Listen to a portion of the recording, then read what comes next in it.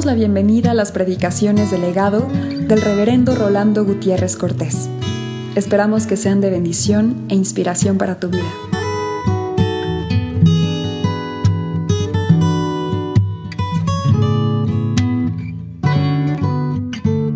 Salmo 127 y el Salmo 128.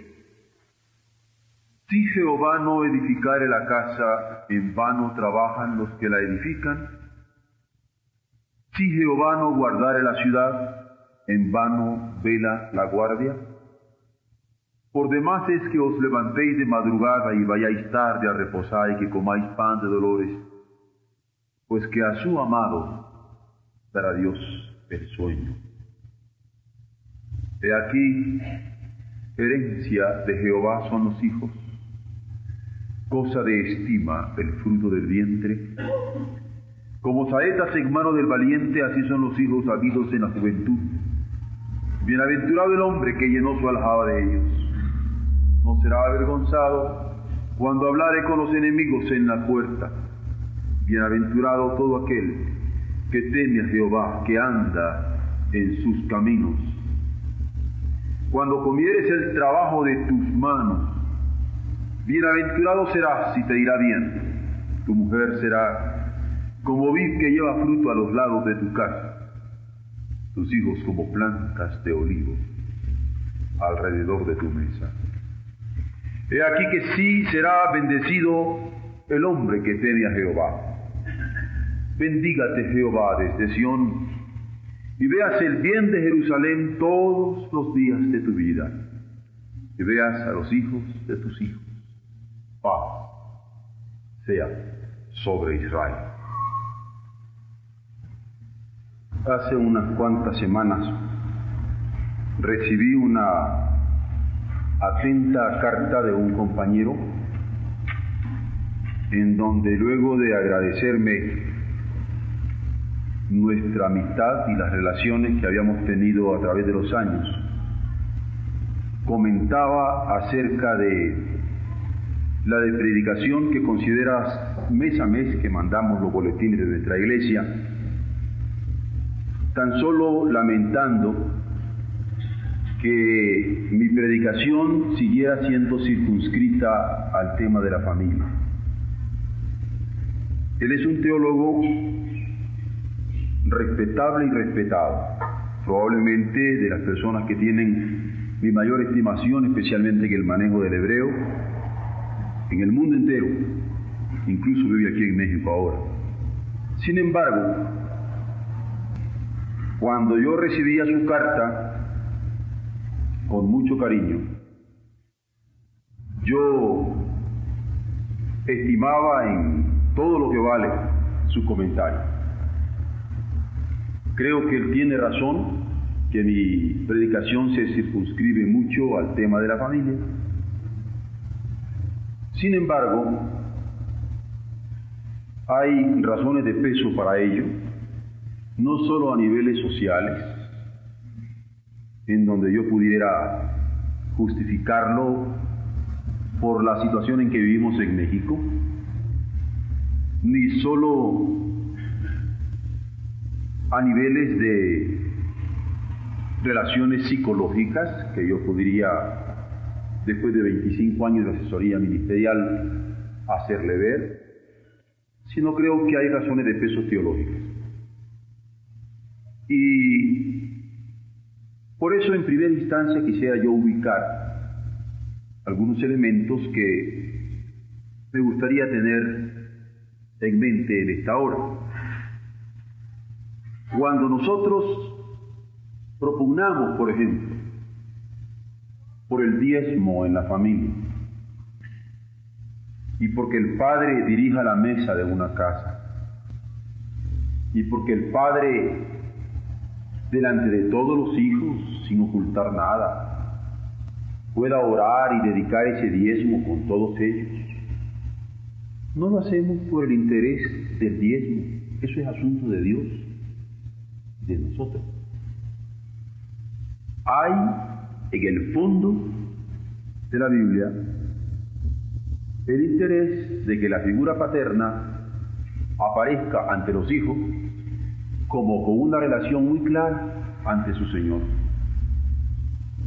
Para mi papá, habrán de pensar los hijos, el valor uno siempre fue Dios. Y cuando esos valores están claramente ubicados, y cuando los hijos saben que como ellos son responsables al papá, el papá es responsable ante Dios, la familia no tiene desequilibrios. La disciplina está marcada. Papá tiene a quien responder y nosotros también. Y así como la relación entre el Padre y Dios, la relación entre papá y mamá debe ser nítida.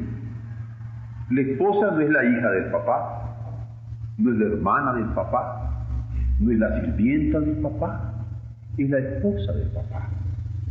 Y cuando estas relaciones son claras, no hay ningún problema en los hijos. Y cuando los padres tratan a los hijos como hijos, no como mis cuates, como mis amigos, como mis compañeros, sino como hijos, la relación es clara, no es turbia, no es confusa, no es distorsionada. Esas relaciones son nítidas, diáfanas, transparentes. Los hijos tienen padre, los padres tienen hijos, los hermanos tienen hermanos. Y si algo debemos de cuidar en las relaciones familiares es la relación fraternal, porque a la postre, por razones muy naturales, los padres morimos. Los que van a pervivir son los hermanos. Y por eso la mejor herencia que pueden tener los padres son hijos conocidos en el mundo como hermanos, capaces de convivir, capaces de apoyarse, capaces de amarse. Por eso el enmarcamiento de hermanos que posteriormente van a ser tíos de los sobrinos será una estructura que en toda la Escritura está claramente delineada. Si nosotros tomamos los libros de la ley, nos encontramos con estructuras patriarcales claramente definidas. Isaac es hijo de Abraham, Jacob es hijo de Isaac, José es hijo de Jacob, hijo de Isaac, hijo de Abraham. Porque las relaciones son muy claras. Y como en este caso, posteriormente en David y en los hijos de David, el linaje de David será claramente visto a la luz de la Escritura. Incluso en el Nuevo Testamento, cuando se va a hablar de Jesucristo, se va a hablar en los Evangelios de lo que conocemos como el nombre de su genealogía, en donde no aparecen como al azar, al acaso, sino como vinculados a una relación familiar. Por eso, cuando nosotros hablamos de la familia, es porque la Biblia está estructurada en una situación familiar. Jesús mismo pudo haber venido de otra manera, siendo querubín, siendo ángel, qué sé yo. Pero Dios quiso que naciera de mujer. Y no quiso que naciera de madre soltera, sino que tuviera un papá reconocido delante de todos. Y quiso estructurarlo en una familia. ¿Por qué? Porque cuando fue conocido como el hijo de María, o el hijo de José el carpintero, o el hermano de los otros que se mencionan en los evangelios, es vinculado claramente como alguien que tiene relaciones diáfanas a niveles familiares.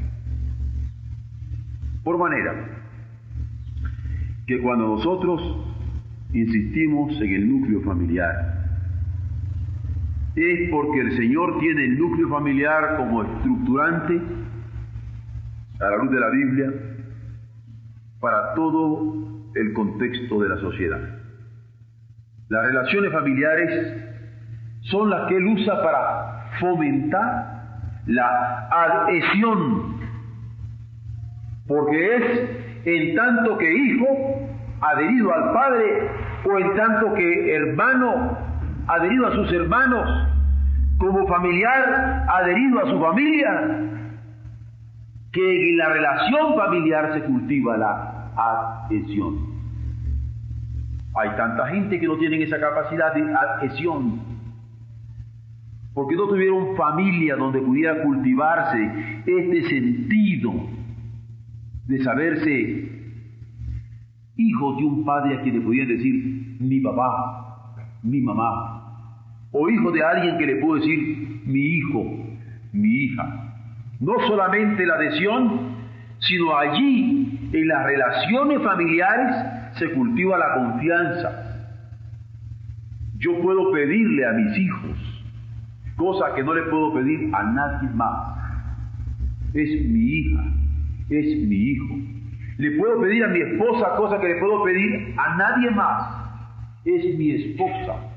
Y mis hijos me pueden pedir a mí cosas que no le pueden pedir a nadie, porque soy su papá. Y mi esposa me puede pedir a mí cosas que no le podría pedir a nadie más, porque soy su esposo.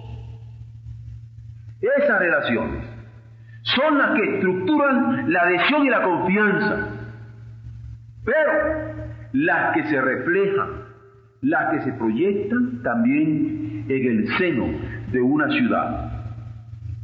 Cuando ustedes examinan la historia, se darán cuenta que los grandes descalabros a nivel de gobiernos políticos de los pueblos se han dado en gobernantes cuya estructura moral familiar era débil. Así lo registra la Biblia como el secreto de supervivencia de un pueblo tan pequeño como el judío, que esté estructurado en las relaciones familiares, y también de supervivencia de un pueblo tan hostilizado como el cristiano por razones de su fe. Vez tras vez en las epístolas, vez tras vez en cada epístola, nos encontramos advertencias para el esposo, advertencias para la esposa, advertencias para los padres, advertencias para los hijos, advertencias para los hermanos. ¿Por qué? Porque tanto en el Antiguo Testamento la estructura familiar era apreciada por Dios, como en el Nuevo Testamento es corroborada de la misma manera. El valor de la enseñanza religiosa en el seno del hogar ha sido puesto a prueba por diversos embates a lo largo de la historia. Por eso hay tantas gentes que quieren dividir los hogares.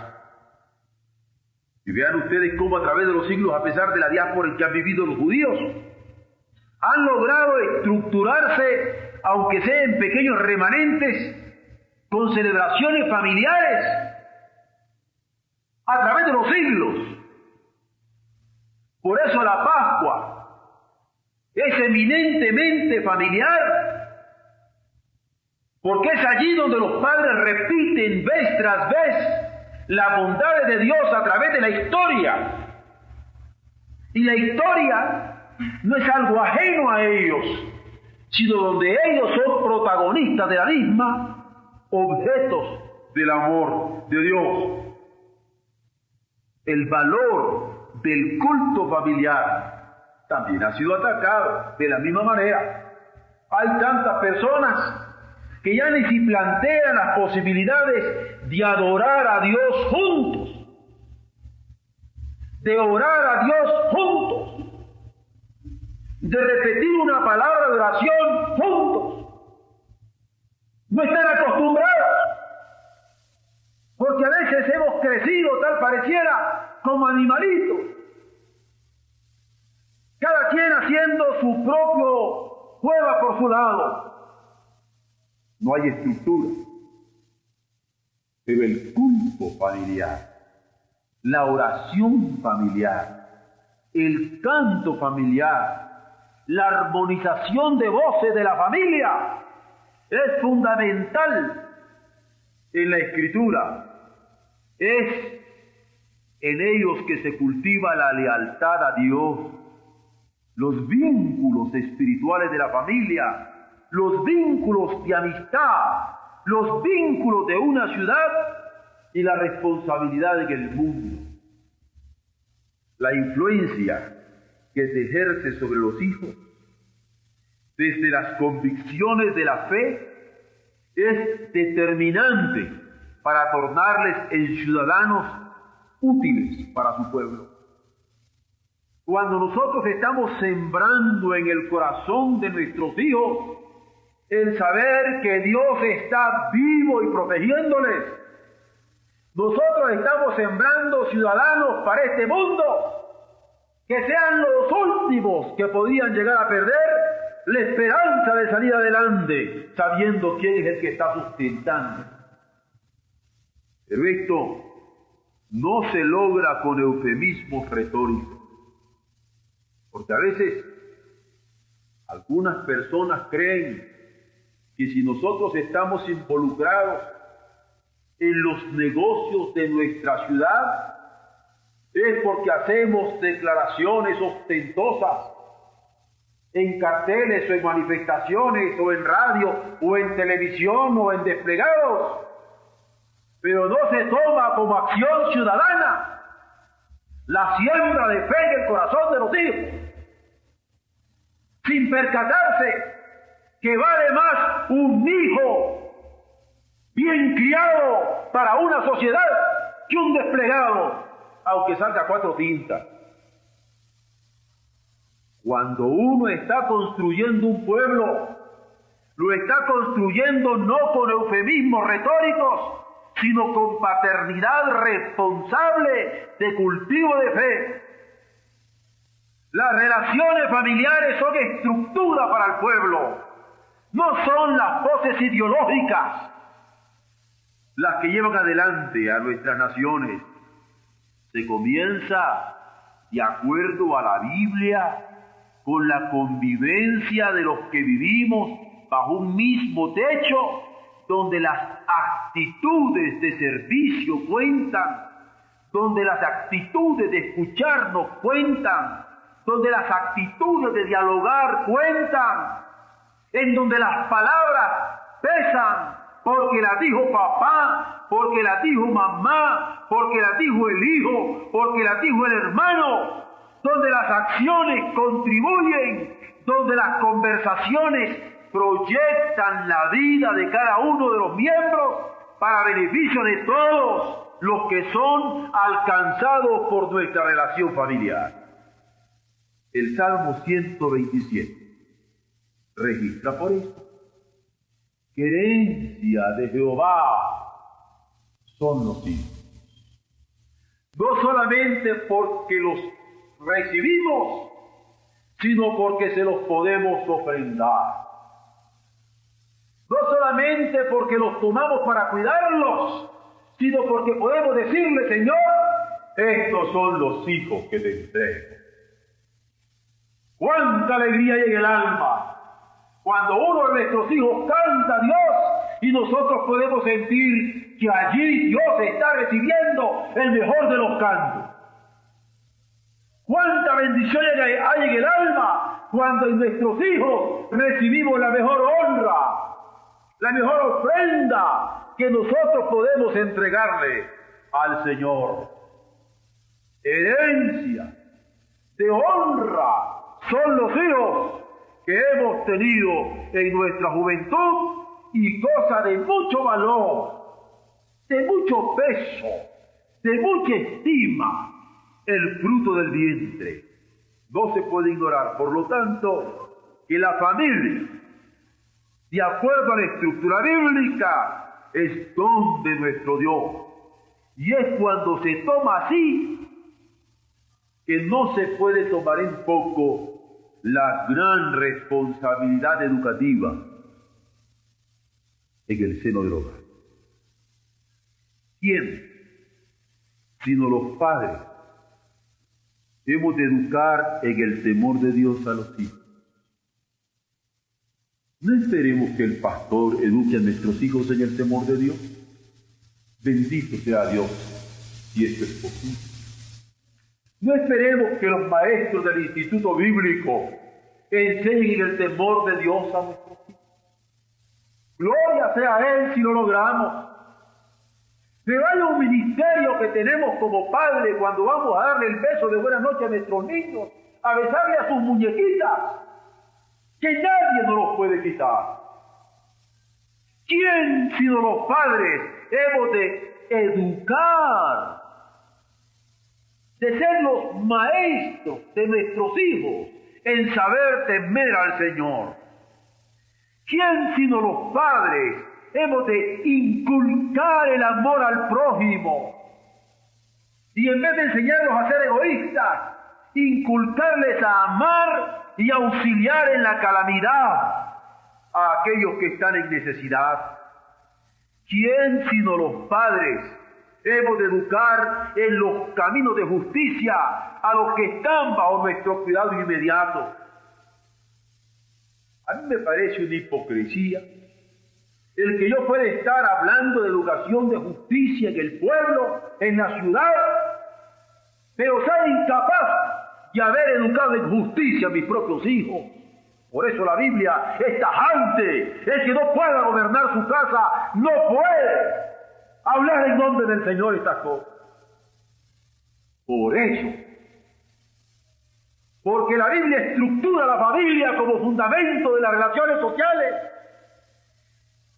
es que nosotros nos empeñamos en no obedecer a las voces de sirena, descuidando algo tan importante como la familia. Los hijos son la bendición que nos toca, el privilegio que nos corresponde, además de ser herencia de que daremos cuenta. Los hijos son dádiva, son responsabilidad, no lo olvidemos. Y nuestras relaciones con ellos son las que fomentarán la adhesión, la confianza con que pueden participar en la vida de una ciudad. Qué hermoso cuando en nuestros hijos se puede confiar, porque les hemos enseñado a ser confiables. Qué hermoso cuando nuestros hijos son la obra de nuestras manos, que podemos pedirle al Señor que nos la confíe. Indudablemente que esta responsabilidad intransferible es nuestra responsabilidad como padres. El cumplimiento de una palabra y la honradez en los tratos dependen de la formación que reciben nuestros hijos en la casa, de la que nosotros recibimos en nuestros propios hogares. Yo sé que se piensa poco ahora en el valor de cumplir una palabra empeñada. Se hace fácil decir, sí, como no llego, y pensando que no se va a llegar. Me llama la atención cuando la gente le quiere sacar a una promesa a uno, y cuando uno dice, no puedo prometerlo, se lastiman. Preferirían que uno les diga, sí, voy a ir, y después les hable para darle una excusa. Que el aceptar no. Porque se tiene en poco el cumplimiento de una palabra que se empeña. Pero una palabra que se empeñe es peligrosa. Está empeñada. Tampoco se piense en el valor de conservar la honradez en los tratos. Cuentan tanto los vaivenes de la devaluación de las monedas que también se han afectado el valor de la palabra y la honradez en los convenios. Ahora, en estos días, muchos se está oyendo como excusa decir es que ese precio se lo di antes de la devaluación tal. Y no se respetan los convenios. Y no se respeta el empeño ni la intención. Y hay un brujuleo extraordinario de ilusiones de impuestos que nosotros estamos viviendo y que nos estamos riendo. Y yo no sé dónde vamos en este desmoronamiento, por no decir en este descalabro de la moralidad de nuestra sociedad. El padre enseña al hijo. Muchos solo quieren darle de comer y decir, yo soy su padre. Vestirlos, mandarlos a la escuela en tanto que llega la mayoría de edad. Pero no se percatan que el padre enseña al hijo con su ejemplo. El abuelo enseña al nieto. Muchos solo se conforman con que lleguen los fines de semana para comer una vez con ellos, y cuanto más rápido se vayan es mejor, para que no les echen a perder sus pertenencias domésticas.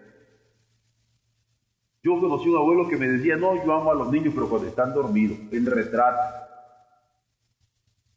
Y vamos a leer una vez más, al finalizar de nuestra consideración bíblica esta hora, la palabra.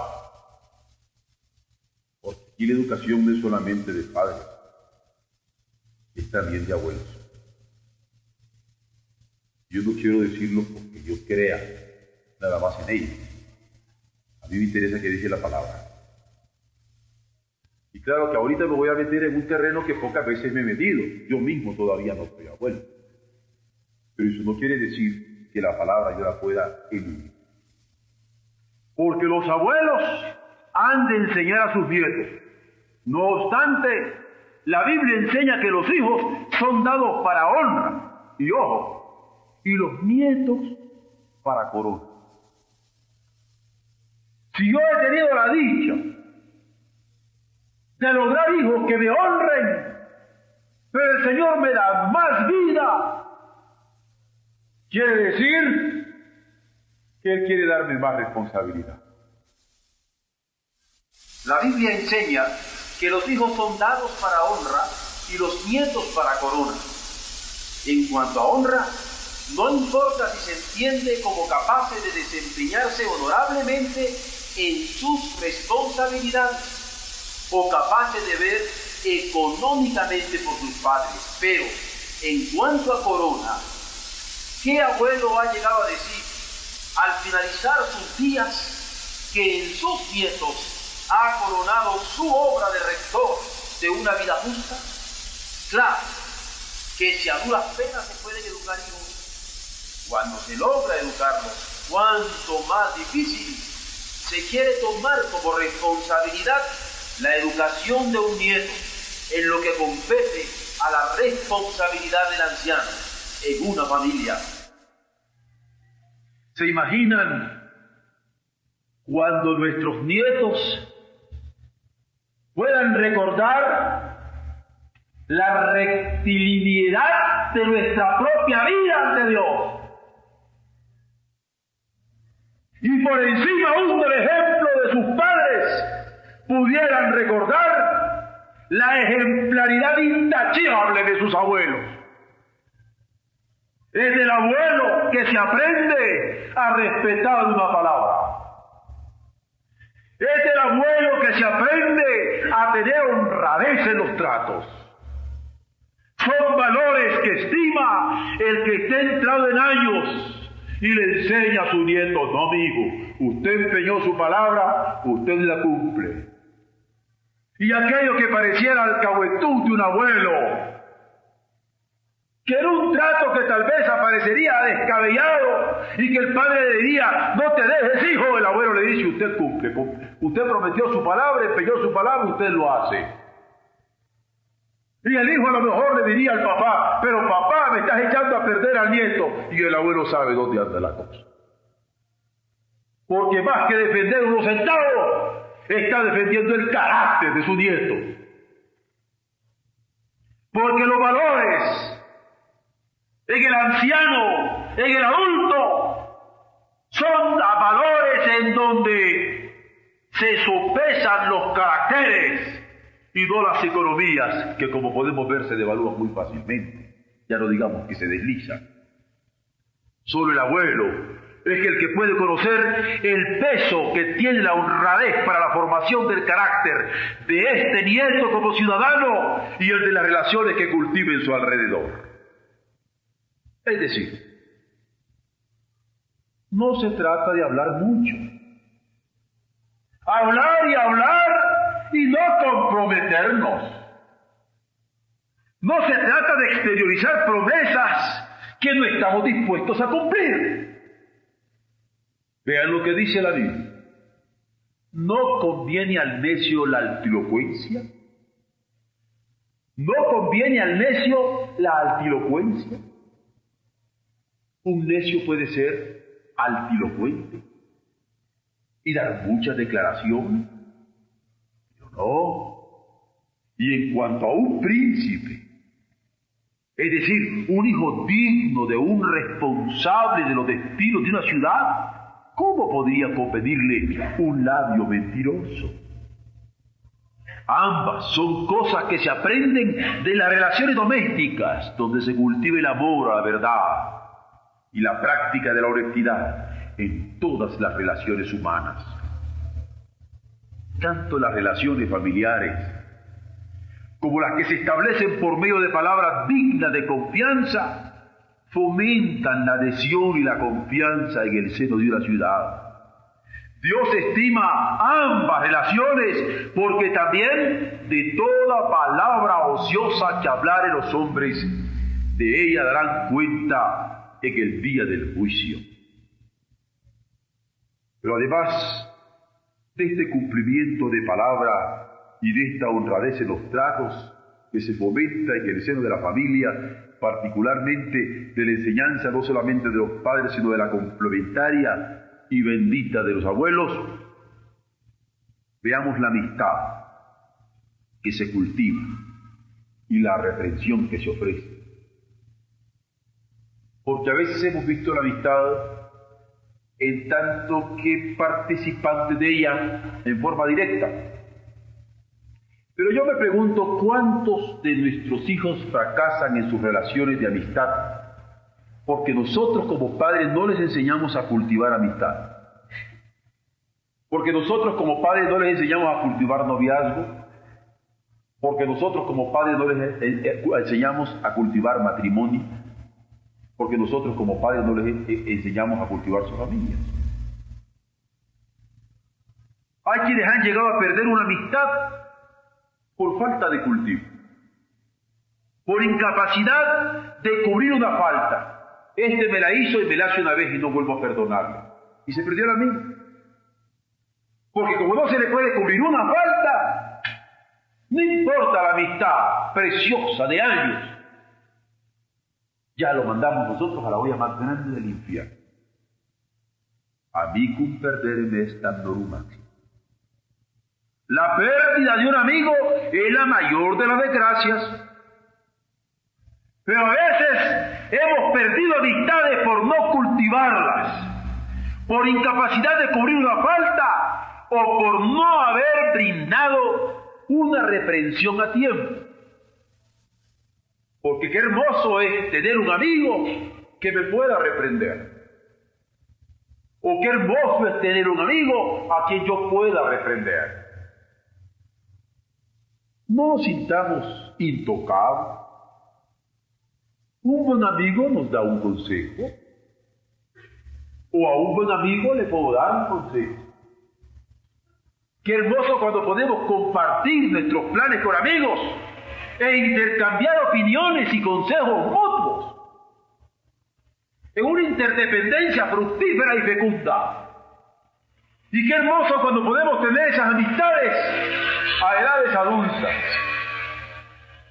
cuando habiendo recorrido los años ambos, habiendo tenido muchas millas de vuelo, como podríamos decir ahora, podemos tener la capacidad de compartir en humildad una amistad en donde las responsabilidades mayores que el Señor nos está poniendo, a lo mejor como abuelos, queremos cumplirlas de la mejor manera posible. Y vean ustedes cómo la familia cae de nuevo al plan. Porque quien no aprendió a compartir la hora de los alimentos en paz, sino que está peleando por el pan y por la mantequilla y por las tortillas y por la carne, y se sirve más de la cuenta y al otro lo dejó sin comer, no se da entre nosotros. Pero quien no aprendió a compartir la hora de los alimentos en paz, a compartir en armonía en el seno de su casa, es difícil que pueda hacerlo para cultivar una amistad.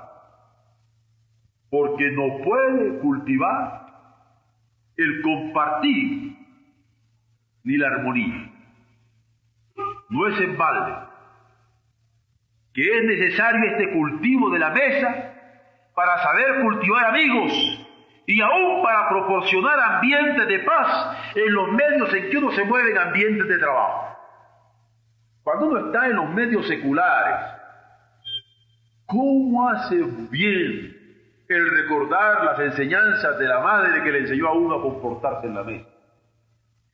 Y a saber disimular algo para que a la hora de la comida no haya una desarmonía inadecuada.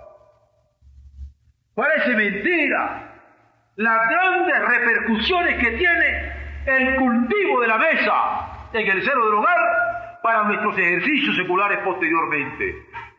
No es en balde el cultivo de los hijos para que sepan comer en armonía familiar. Les servirá para sus amistades y en su desempeño como ciudadanos. Yo tuve una llamada telefónica de alguien que me dijo: estoy contentísimo con el noviazgo de mi hija, con el joven tal pastor, pero tengo un problema. Siempre come con la boca llena. Y cuando menos pienso, casi me echa la comida encima. Era un lindo muchacho, intachable en muchas otras cosas, pero no sabía comer. No estoy hablando de una amistad simple, ya estoy hablando de un noviazgo, de una posibilidad de matrimonio, de una muchacha preciosa, de una pareja preciosa que estaba cultivándose, pero en esto estaba en la falla.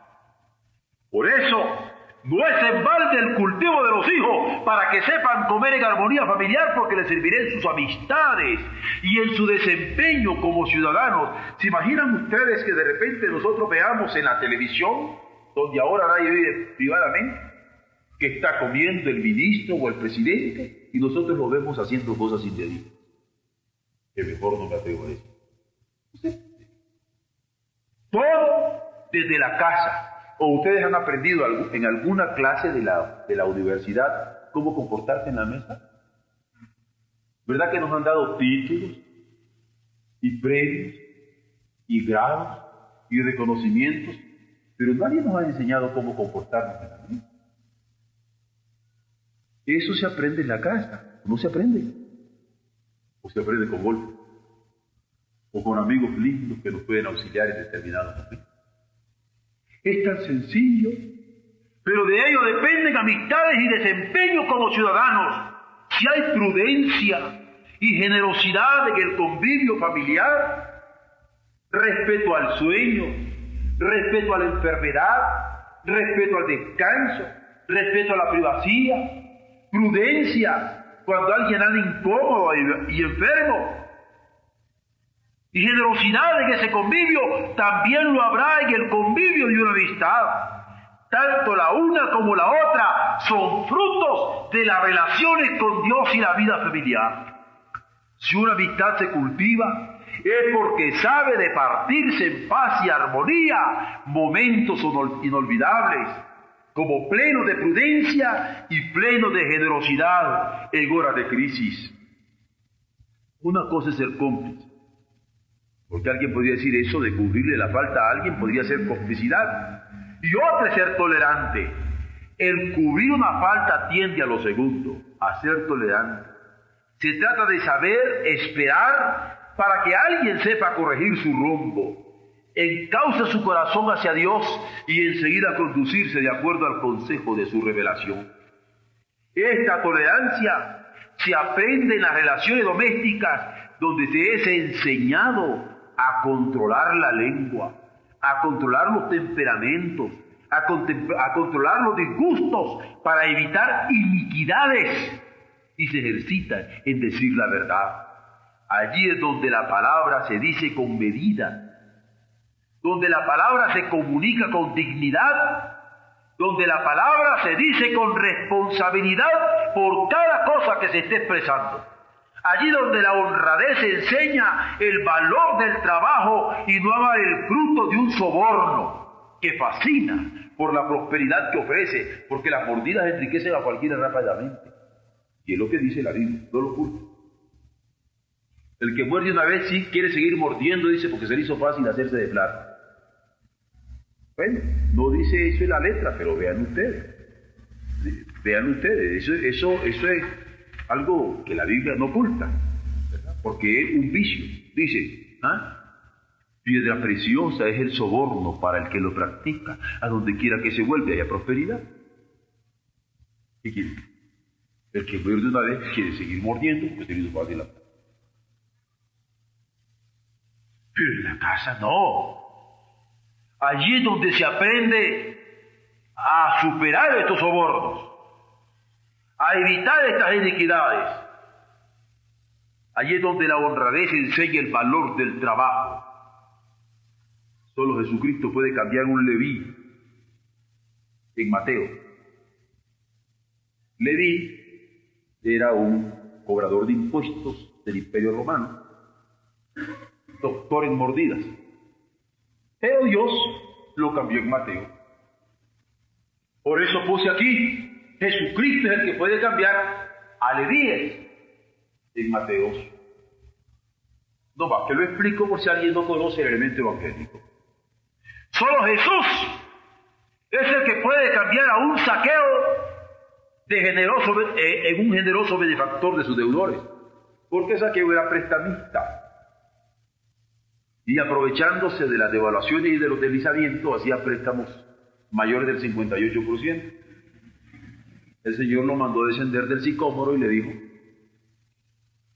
quiero estar ahora en tu casa. Solamente Jesús puede cambiarnos de este atractivo del soborno y de la usura en discípulos suyos. Pero en cada caso el secreto se dio en el cubrir de una falta con amor y firmeza restaurada. Porque el Señor, con amor, supo llamar a aquella gente y con firmeza supo restaurar. La reprensión a tiempo, es de alcance fructífero. Como el podar de un árbol para encauzar la fuerza de sus nutrientes hacia una cosecha anhelada. Ustedes saben que los árboles se podan para que en un momento dado los nutrientes del suelo, en vez de salirse en hojas, salgan en frutos. Así es la reprensión, es poda. La represión es poda para que el nutriente se encauce hacia un fruto sabroso. No solamente se monda, sino se monda a tiempo y buscando hacerlo adecuadamente. Porque no se trata solamente de pegar, bueno, hubo la palabra mondar porque es mejor, ¿no? Pero ni modo que pusiera aquí, no solamente se le pega de machetazos, porque no se hace así tampoco, ¿verdad? Ni siquiera de tijeretazos. Se corta cuidadosamente, porque cuando usted va a podar con cuidado, porque si no lastima el árbol y lastima la planta. Entonces así se monda a tiempo y se busca hacerlo adecuadamente. Aquí a veces se trata de hablar y a veces de callar. Hay reprensiones orales y las hay en silencio, que la Biblia dice, el necio, mire lo que dice, el necio no escucha la reprensión. El entendido es el que las aprovecha. Es más, miren ustedes el verso 10. Dice, la reprensión aprovecha al entendido. Y hasta el dicho dice, al entendido consejo. La reprensión aprovecha al entendido. Y lo aprovecha más que 100 azotes al necio. Una mirada para un entendido, su salvación. Un necio, agarrotazo limpio y no cambia. Por eso es que digo, hay de reprensiones a reprensiones, hay orales, hay en silencio, y la Biblia nos advierte que el necio no le escucha, pero el entendido la aprovecha.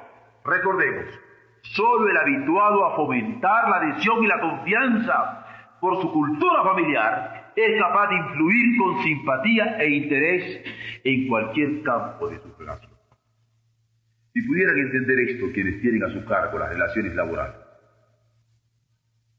si pudieran entender esto quienes tienen a su cargo las relaciones comerciales.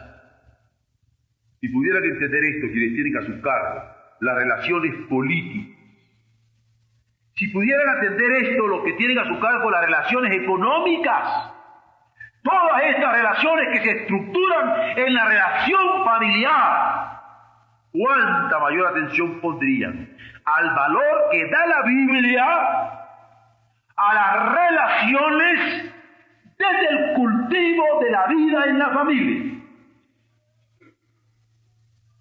¿Por qué? Porque Dios estima las relaciones y concretamente las relaciones familiares. No hay que eludir el consejo de Dios. Porque, de nuevo, que el mismo pasaje, que lo quiero leer todo entero, porque ya tenemos unos cuantos domingos de habernos desligado. Pero vean lo que dice el pasaje. Dice, el crisol para la plata, porque la plata se va a fundir en el crisol. Y aquí aparece un elemento muy interesante, porque nosotros llamamos crisol donde se funde el oro ahora. Pero dice la Biblia, el crisol para la plata y la hornaza para el oro. Pero Jehová, como la plata tiene su crisol y como el oro su hornaza, yo tengo donde acrisolar y tengo donde hornearme, tengo donde tomar punto y sazón. El crisol es para la plata, la hornaza es para el oro, para mí, las pruebas de Jehová. Y no le protesto porque tengo pruebas, sino lo bendigo, porque como para la plata es el crisol y para el oro la hornaza, para el que está forjando en mí son las pruebas. Leamos entonces los 10 versos, por favor, para ver cómo Dios estima las relaciones básicamente en la estructura de la familia. Dice así: mejor es un bocado seco y en paz que casa de contiendas llena de provisiones. El siervo prudente se enseñoreará del hijo que deshonra. Hay tanto que comentar aquí. Yo he visto esto tan claro de siervos que han llegado a ser los dueños de la hacienda porque los hijos fueron unos pródigos y deshonraron a sus padres y la gastaron totalmente, unos vagos, unos juniors, unos incapaces. Y el que se supo aprovechar por el siervo. Miren ustedes, es que ya terminé el sermón, pero miren, el siervo prudente se enseñoreará del hijo que deshonra y con los hermanos compartirá la herencia. El crisol para la plata y la hornaza para el oro, pero Jehová prueba los corazones. El malo está atento al labio inicuo y el mentiroso escucha la lengua detractora. El que escarnece al pobre afrenta a su hacedor, y el que se alegra de la calamidad no quedará sin castigo. Corona de los viejos son los diezmos, y la honra de los hijos sus padres. No conviene al necio la altiglocuencia, cuanto menos al príncipe el labio mentiroso.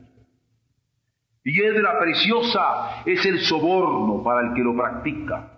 A donde quiera que se vuelve haya prosperidad. El que cubre la falta busca amistad, mas el que divulga aparta al amigo. La reprensión aprovecha al entendido más que 100 azotes. Hermanos, Dios estima nuestras relaciones, muy particularmente en nuestras relaciones familiares. Dios nos permite ser hijos, hermanos, padres, nietos, abuelos, que tengamos los consejos de Dios, el consejo de Dios, a nuestra vez, en la estima que Él quiere que lo tengamos. La palabra así nos lo demanda. Amén.